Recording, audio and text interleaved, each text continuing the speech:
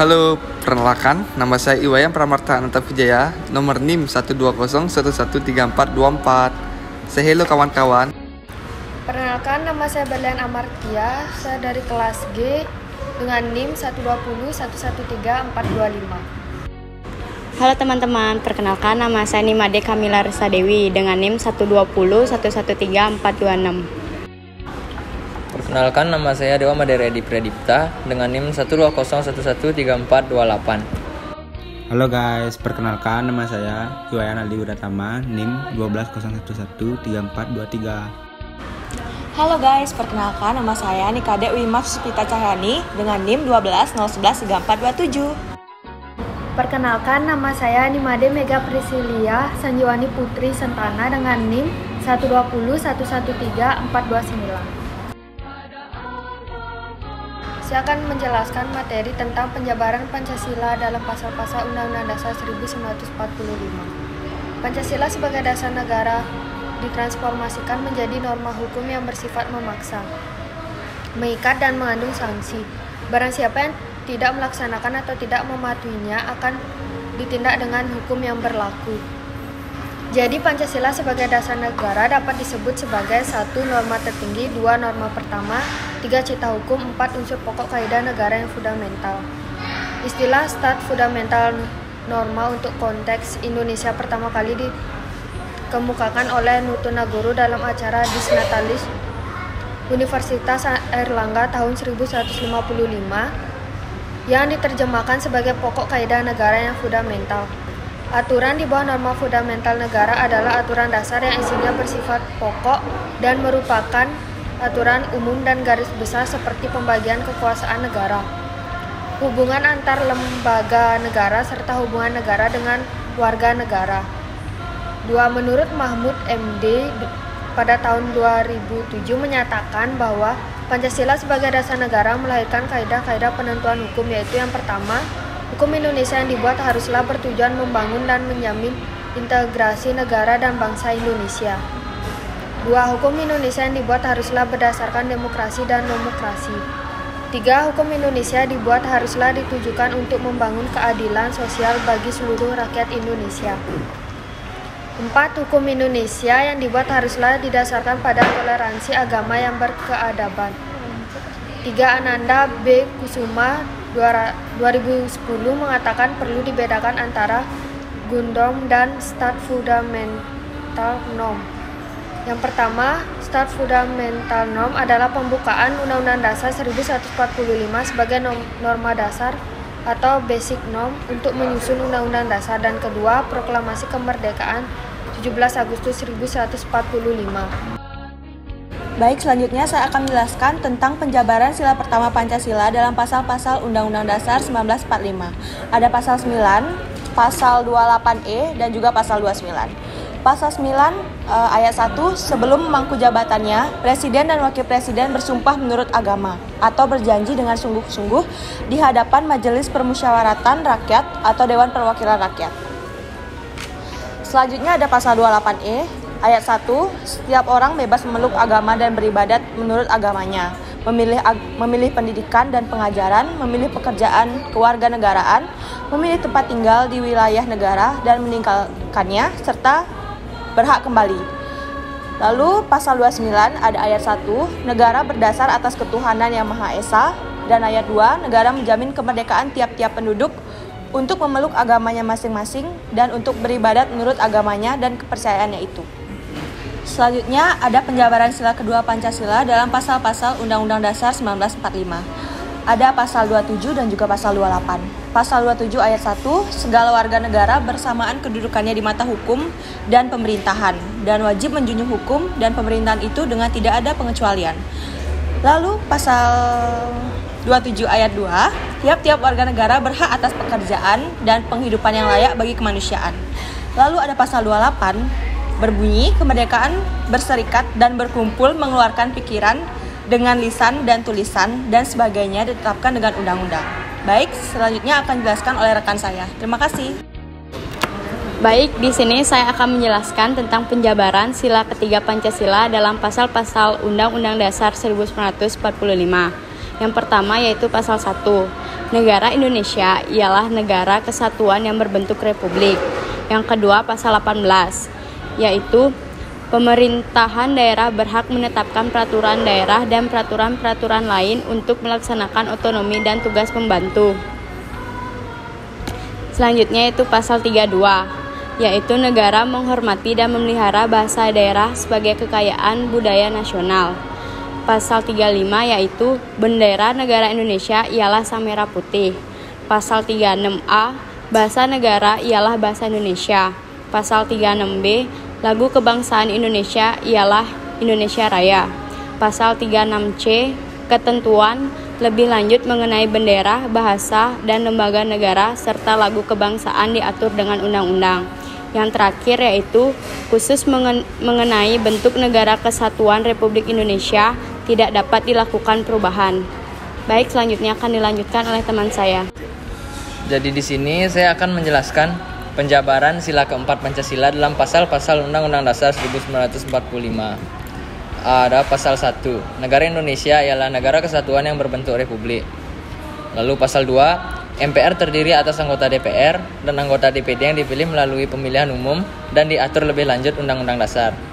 Lalu ada pasal 3, MPR berwenang mengubah dan menetapkan Undang-Undang Dasar.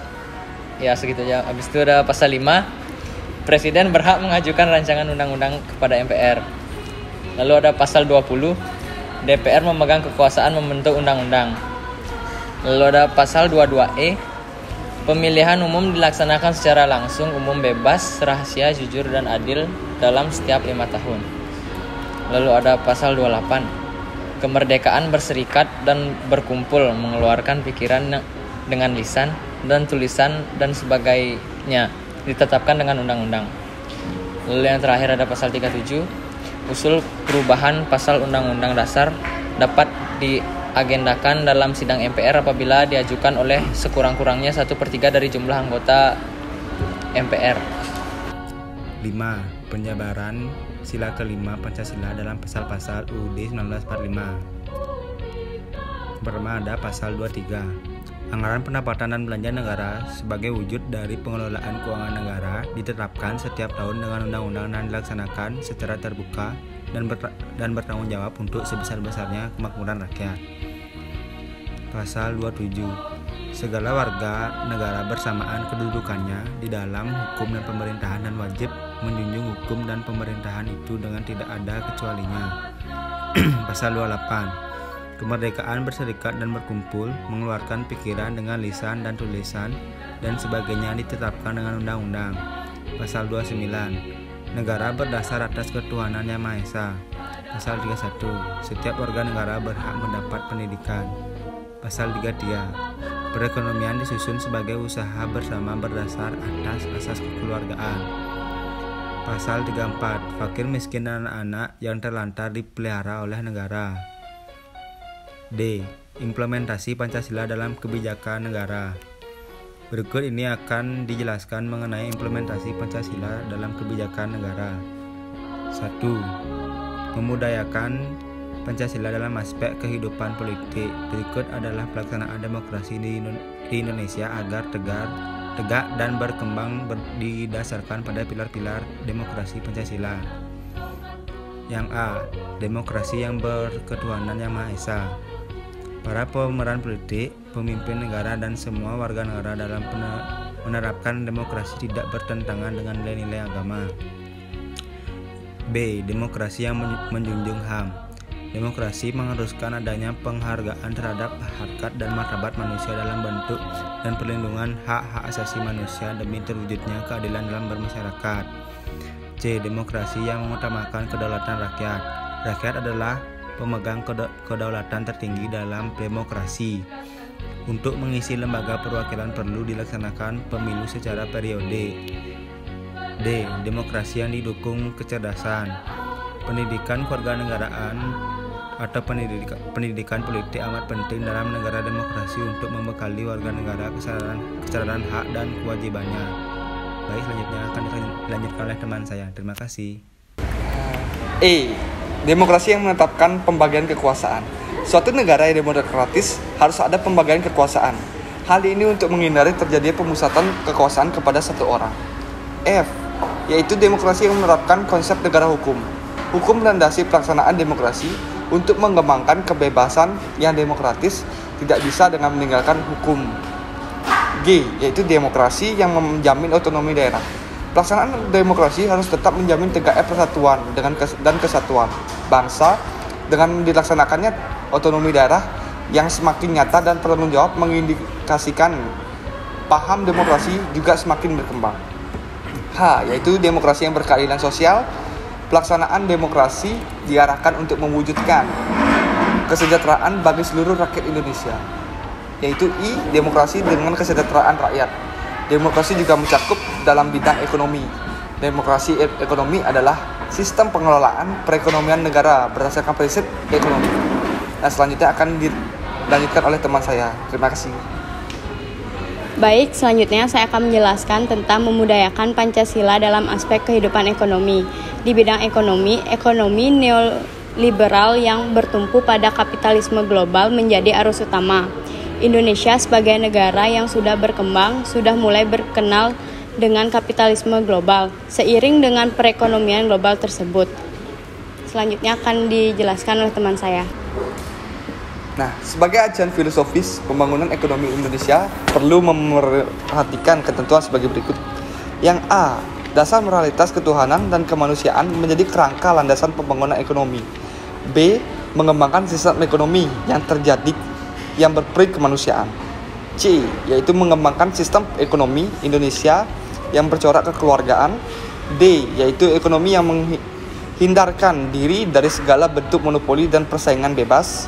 Yaitu yang terakhir E, yaitu ekonomi yang bertujuan dan kesejahteraan bersama kita. Nah, selanjutnya akan dilanjutkan oleh teman saya. Terima kasih. Saya akan menjelaskan tentang memudayakan Pancasila dalam aspek sosial dan budaya. Sosial dan budaya adalah satu kesatuan yang sangat mudah berubah yang disebabkan karena adanya perkembangan zaman.